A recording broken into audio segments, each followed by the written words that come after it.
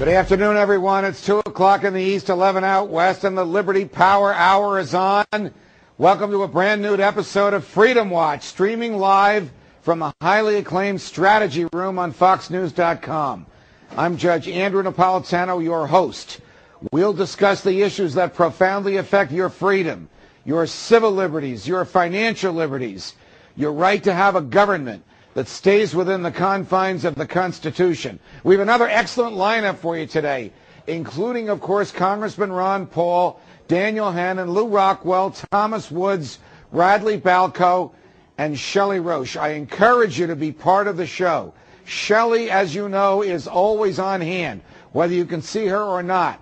So start sending your tweets and emails to Shelley right now. Your comments will help us shape the conversation throughout the show. We'll also be live once again on the Fox News channel in just about 15 minutes, so make sure to turn on your TV to the Fox News channel and be part of the growing reach of Freedom Watch. But right now, it's my great pleasure to introduce one of the world's great defenders of human liberty, certainly the greatest defender of human liberty in Congress today, Congressman Ron Paul. He joins us from the Hannan Rotunda.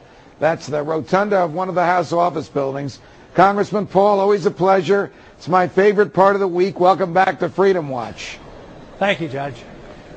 Since we spoke last, which was just a week ago, the federal government has announced a commitment of another $30 billion to bail out a failing automobile industry, to bail out a failing automobile manufacturer. Last week at this time, we were all talking about Chrysler. Now it's General Motors. Where does this end? What can anybody, a member of Congress, the millions of concerned citizens about their financial future, do to stop this? Unfortunately, I'm not very optimistic that Congress is going to wake up and stop it. I think the move toward nationalization or socialization of all our economy is uncontrollable right now. You know, we already put $20 billion in. Now there's an additional $30 billion. That's a mere $50 billion. But can you imagine what it's going to be like when the government runs General Motors? Do you think they're going to make a profit? There's not a chance in the world for that. They're going to run it like they run the post office. They always need additional funds. What about Amtrak? Does Amtrak make much profit? Do we put more money into the Treasury because we own the railroad? No, it's a drain. So this is going to be a drain. It just ruins the whole concept of a market economy. It's the worst thing in the world that we can do. The bailout is preposterous. It's not, I mean, the bankruptcy process was preposterous. It wasn't really the normal bankruptcy. It was a political bankruptcy. It should have been, General Motors should have been in bankruptcy court a year ago. It would have been all over, and the good assets would have been bought up, and the bad assets would have been wiped off the books, and it wouldn't have cost the taxpayer one penny. But here we are, $50 billion, and before it's all over, it's going to be many folds higher than that. Shortly before George W. Bush left the presidency, he specifically asked the Congress for authorization to give a loan to General Motors. The House of Representatives, over your objection, and despite your articulate arguments against it, authorized a loan of $14 million. The Senate never took a vote, so the Senate never authorized anything. Notwithstanding that, on his own, pursuant to so-called authority given to him under the TARP legislation, he authorized his then Secretary of the Treasury to loan $17 billion to GM. I think you're right. I think it would have been better in the long run had he not started this ball rolling and had GM declared bankruptcy before the feds even gave them a nickel. Yeah, I think so. And, you know, as a Republican, we're not supposed to attack Republicans. But the principle was well put in place, you know, with the last administration.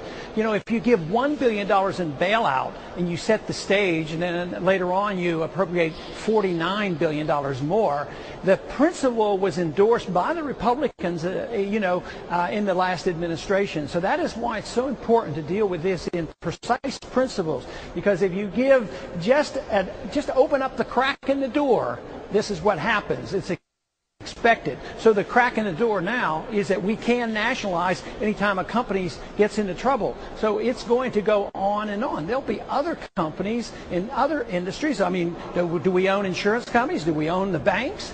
And it seems like the American people, either they don't know or they don't care, or they're hoodwinked into listening to the propaganda, just like they get hoodwinked into the propaganda of going to war. It's just on and on. So, and that's why your program is so important, Judge, trying to wake the people up to the reality of what's going on and know the truth of what it is, so that we can get our senses back, and maybe once again say, was this a constitutional provision that we were able to do this? Do we do this under rule of law? And of course we don't. We don't follow the Constitution.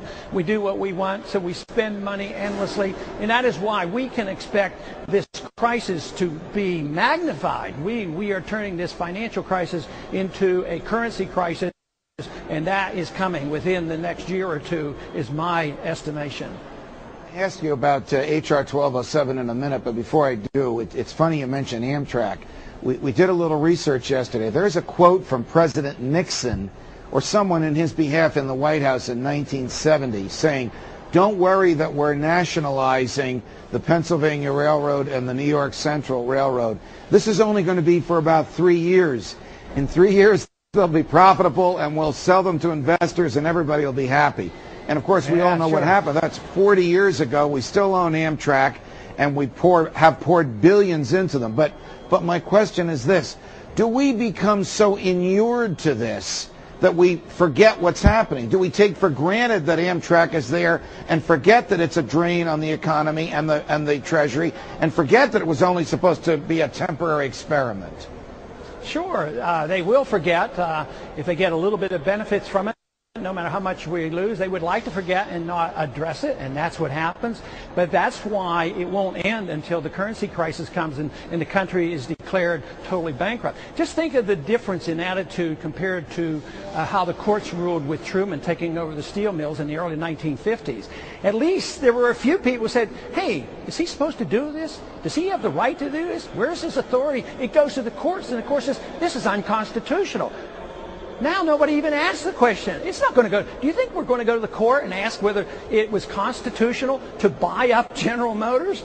No way. That's just not going to happen. That's how seriously we have flawed and drifted from the original intent of the Constitution, and that's why it is so important for us to wake up, because in the midst of a financial crisis, believe me, the people that we have in Washington now will do exactly what they're doing.